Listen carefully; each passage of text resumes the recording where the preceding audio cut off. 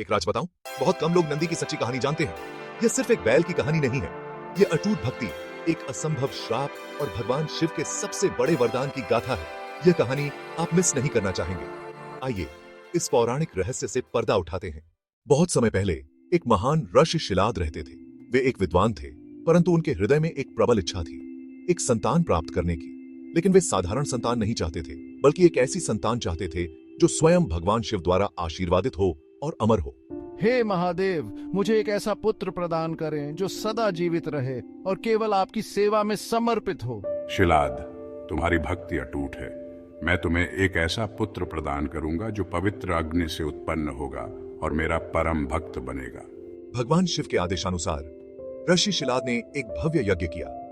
जब पवित्र अग्नि की लपटें उठीं, तो उनके भीतर से एक दिव्य प्रकाशमयी आकृति प्रकट हुई। एक सुंदर बालक जो स्वर्ण आभूषणों से सुशोभित था और जिसके मुख पर दिव्य तेज था। तुम महादेव का आशीर्वाद हो।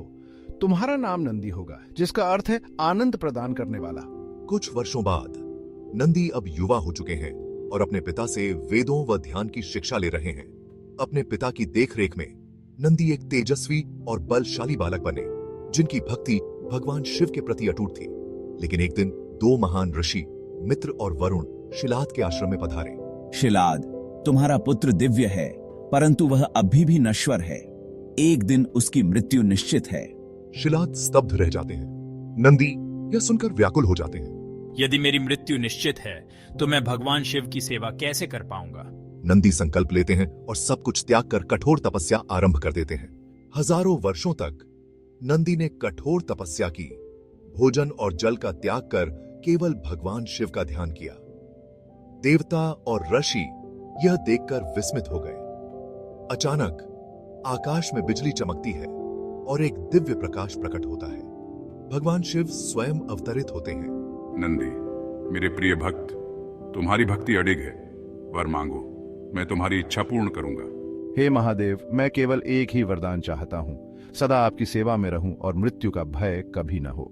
शिव नंदी के मस्तक पर हाथ रखते हैं और उन्हें दिव्य शक्ति प्रदान करते हैं। शिव घोषणा करते हैं, आज से तुम अमर होगे, रोग, पीड़ा और मृत्यु से मुक्त। तुम मेरे वाहन, वहन और कैलाश के द्वारपाल बनोगे। तुम केवल मेरे भक्त नहीं, बल्कि धर्म, न्याय के प्रतीक हो। जैसे बैल भूमि को जोत कर उसे उपजाऊ बनाता है, वैसे ही सच्चा भक्त अपने हृदय को भक्ति से पवित्र करता है। बैल शक्तिशाली होते हुए भी विनम्र होता है, बलशाली होते हुए भी शांत रहता है। यह सच्चे भक्त के गुण हैं। अब से तुम मेरे पवित्र बैल के रूप में रहोगे और मेरे प्रत्येक मंदिर के द्वार पर स्थित होकर भक्तों का मार्गदर्शन करोगे। आज भी प्रत्येक शिव मंदिर में नंदी को शिवलिंग के सामने बैठे देखा जा सकता है। ऐसा माना जाता है कि यदि कोई श्रद्धालु नंदी के कान में अपनी मनोकामना कहे, तो नंदी स्वयं उसे भगवान शिव तक पहुंचाते हैं।